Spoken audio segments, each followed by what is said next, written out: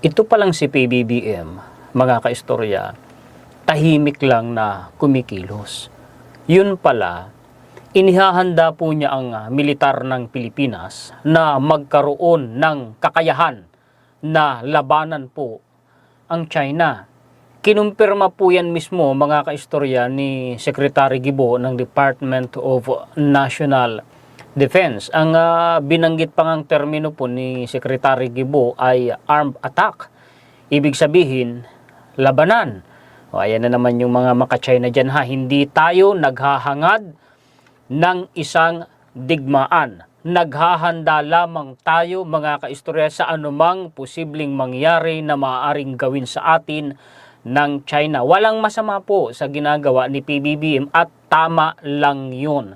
Kung yun nga pong bansa na neutral, walang sino mang bansang pinapanigan ay nagpapalakas po ng kanilang armed forces at naghahanda for any worst scenario. Anong bansa yung binabanggit natin? Ang Switzerland po, nagpapalakas yan ng armed forces nila. Tayo pa kaya, mga kaistorya? Kaya po pala unti-unting dumadating sa Pilipinas ang mga high-tech na assets ng militar natin.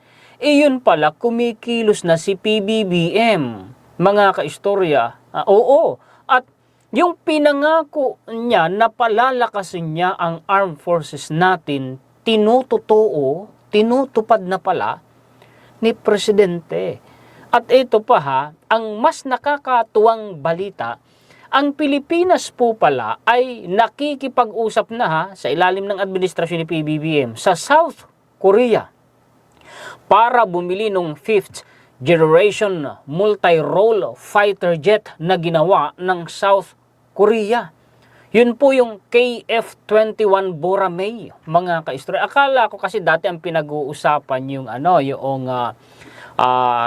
F-16 ng Amerika. Pero sabi ko, kung hindi man kako F-16, mas gusto ko itong KF-21 Boracay kasi mas practical, mas mura pa, tapos multi-role, mga kaistorya. Tapos twin engine pa ito. So hindi nga, mga kaistorya, umubra doon sa F-16 ng Amerika kasi napakamahal nga naman ng offer na presyo, although low na mga kaistorya. At ito pa, bukod dyan sa KF-21 Boracay na yan, ay pinaplano na rin ng gobyerno natin through the administration of PBBM na bumili ng Tomahawk missile launcher, mga kaistorya, sa Amerika. Dalawa yun yung SM-6 missile na isang high-tech din at bagong imbentong missile ng Amerika, at saka po yung Tomahawk missile. Itong Tomahawk missile na lang, alam nyo ba, mga kaistorya, ang kapasidad at kakayahan yan? Mula po sa Luzon hanggang sa mainland China ay kakayanin niyang pasabugin ang China. Ganun po yan kalakas, ganun po yan ka-high-tech, mga kaistorya. Tapos ito ha, bukod pa kasi dyan sa nabalita na 46 vessels, mga kaistorya, na idadagdag ngayon sa fleet ng Philippine Coast Guard from Japan. Ito po palang bagong warship ng Pilipinas, yung Raha Sulaiman. Unang palang palayan, 6 palayan, mga kaistorya, mula sa South Korea. At nagpaplano na naman ang Pilipinas na bumili ng attack helicopter. Ganun po pala pinalalakas ni PBBM ang armed forces natin. So okay lang kung ang Pilipinas lumaki ang utang, basta't napupunta sa maganda, kasi pinabatikos nila si PBBM, di ba? 17 trillion na ang utang ng Pilipinas, ganito, ganyan. May nakikita naman kung saan napupunta. Kinurakot asa ng ebidensya. Di ba? Mga kaistorya, wag na nating patagalin ito. Pasensya na, napahaba ang aking intro. Kasi kailangan ko pong sabihin, ito na, ipakita ko po sa inyo ang mga references natin Philippine News Agency, mga kaistorya. Ito yung katibayan na inihahanda, mga kaistorya. Actually, 2024 pa lang kumilos na po si PBBM Actually, as early as 2022 nga may mga kontrata ng pinirmahan ang administrasyon ni PBBM para po, mga kaistorya, dagdagan ng asset at palakasin ang armed forces po, mga kaistorya. Ito, way back 2024, kung bakit ko nasabing tahimik na kumikilos si PBBM, ito yan, Philippine News Agency ito PH, strengthening military to deter armed attacks. So, DND chiefs, ibig sabihin mga kaistorya, talaga pong ginagawa ni PBBM ang magagawa niya para po ihanda ang militar natin, para po harapin ang anumang pag-atake ng China. Salamat naman kung ganun mga kaistorya. Ano? O, basahin natin ha. The Philippines is focused on making its military strong enough to deter armed attacks. Defense Secretary Gilberto Chodoro Jr. said Monday following another so on and so forth. So, totoo. Totoo yung sinasabi ko sa inyo mga kaistorya na inihahanda po ni PBBM ang atin pong sandatahang lakas para po mga kaistorya harapin ang China sa anumang posibleng armed attack na gagawin nila sa atin pagsalakayon. Mga kaistorya. See? At totoo ito na pinangako ito ni PBBM at tinutupad niya ito. Anong katibayan ha? Ngayon 2026 nga lang, binanggit na naman ito ni PBBM eh. O ito January 2026 mga kaistorya. Is the Philippines really sincere in upgrading its deterrence capabilities? Deterrence saan? Sa China, wala namang iba mga kaistorya. At last month's oath taking of newly promoted generals and flag officers, President Ferdinand Marcos Jr. renewed the government's pledge to modernize the military amid regional security threats. Threats mula saan? Sa China. China nga yung binanggit. Ayan, China has been stepping up its illegal, coercive, aggressive, and dangerous activities in the South China Sea. So on and so forth. Dito tayo mga kaistorya sa pangako ni PBBM na tinutupad niya. As your Commander-in-Chief, I reaffirm this administration's commitment to the continued modernization of the armed forces. Talaga ho mga kaistorya. Nangako talaga si PBBM. Oo, nag-promise talaga. Talagang tinutupad na niya mga kaistorya. It has to spend trillion of pesos to rebuild external defense capabilities. Investing on maritime and aerial platforms, missiles, drones, intelligence, surveillance, and reconnaissance, and secure communications systems. Actually, nag-launch na po ang Pilipinas ng gawang Pinoy na mga surveillance drone. At may ibinigay na naman ang Japan na surveillance plane sa Pilipinas. Kung di ako nagkakamali, 5 yun. Wow! Pagkaganda-ganda naman. Magkano raw ang gagastusin? Trillions of pesos? Baliwala sa administrasyon, trillions of pesos basta't mapalakas lang ang armed forces natin, mga kaistorya. Salamat naman kung ganun sa atin pong presidente. Ito na yung sinasabi ko sa inyo. Philippines eyes acquiring most advanced South Korea fighter jet. December 1, 2025. Mga kaistorya. Sariwa pang balita na ito. Mga kaistorya. Di ba naniwala na kayo sa akin? Sabi ko nga sa inyo laging pag nagsasalita si Juan Historiador, may pinagbabasihang lehitimong source. The Philippines is eyeing the acquisition of the most advanced fighter jet made by South Korea, the KF-21 Borami. Borami po yan. An official of Korea Aerospace Industries told the Star that KIA is in talks with the Department of National Defense and Philippine Air Force for the procurement of 4.5 generation fighter jets for the Philippine Air Force.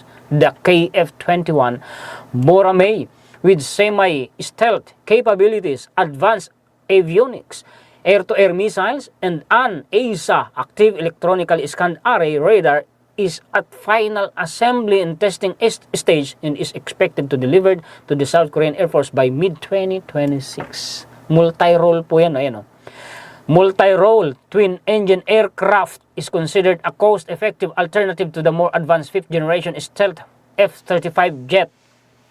Diba?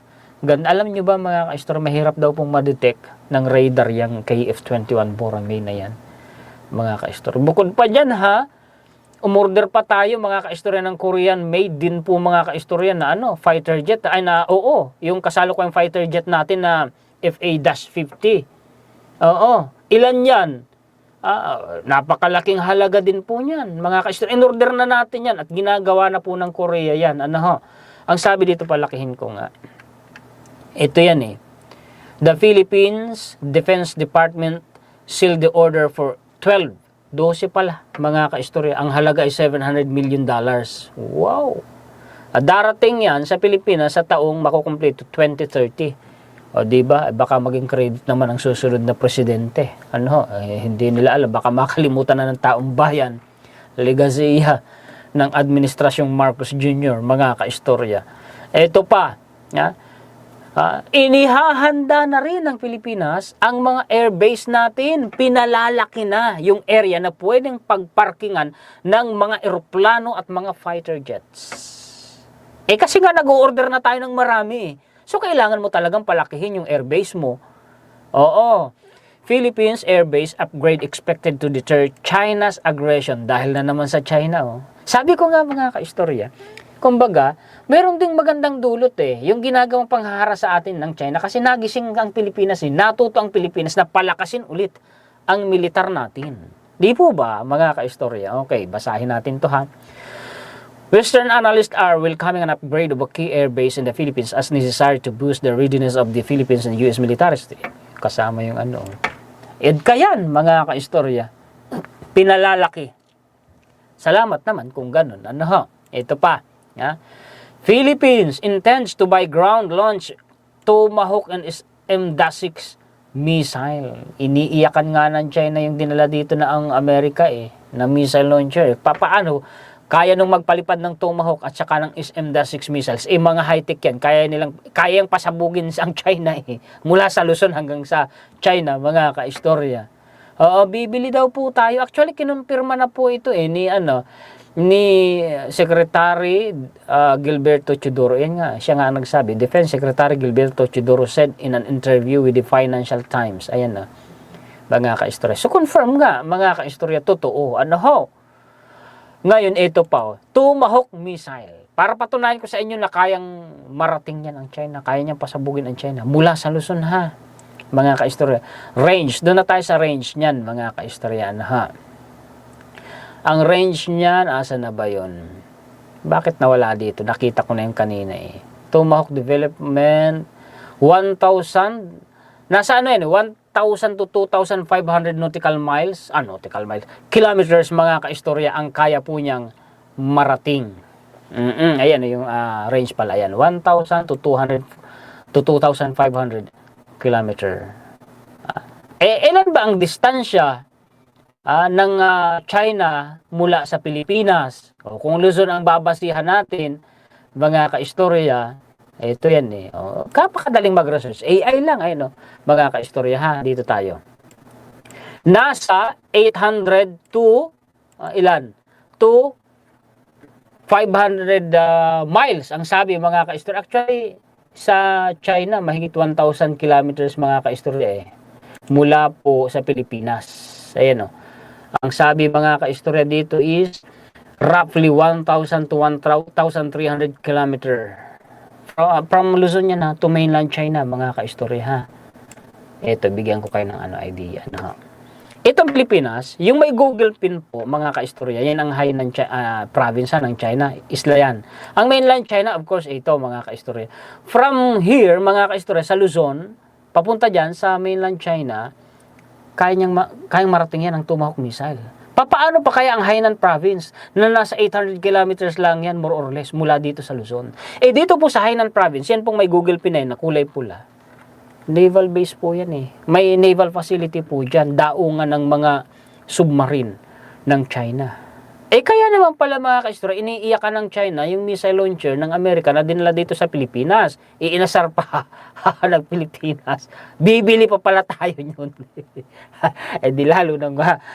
Lalo na pong hindi mapapalagay nito ang China. Mga kaistorya, ito pa po, dagdagan pa natin ang magandang balita Ito yung sinasabi ko sa inyo kanina.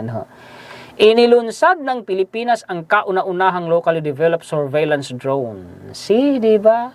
Ang Raptor UAV kasama ang mas malaking Night Falcon, ang kauna-unahang homegrown surveillance drone ng Pilipinas. Sabi ko sa inyo, may nagawa na tayong surveillance drone, military drone, aerial. Ito ay dinidevelop sa halagang humigit kumulang 150,000 pesos. Mura. kung ikukumpara mo sa ibang drone ng mga first world country na bansa, ay milyon-milyon ang halaga. Yan po yun, mga kaistorya. Oh. Wow! Actually, mga kaistorya, ilang ano ko na nalaman niya. Ngayon ko lang nagamit ang impormasyon na yun. Ito pa. According to Turan Oguz, a Turkish defense and policy expert, Turkish aerospace industries is currently in discussion with the Philippines regarding a potential second batch of T-129 attack helicopters. Bibili na naman tayo. Yan yan, mga kaistorya. See?